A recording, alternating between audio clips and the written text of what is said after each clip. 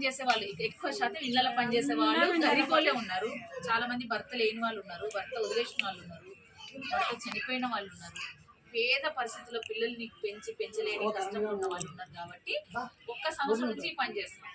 అంతకన్నా ముందు 30 సంవత్సరాల నుంచి వేరే వేరే పని చేస్తాం. అందరూ వస్తారు, అవే వేరే వేరే పనులు చేసినాం.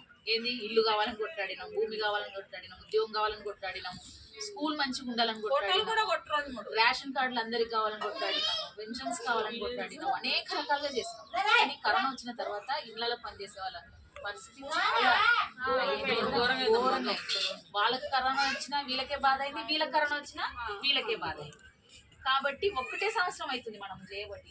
వచ్చే సంవత్సరం అక్టోబర్ నుంచి 1 year అవుతుంది.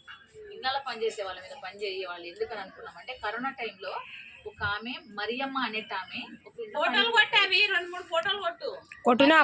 ఆమె ఇళ్ళ పనికి పోయింది. 3 నెలలు అయ్యింది.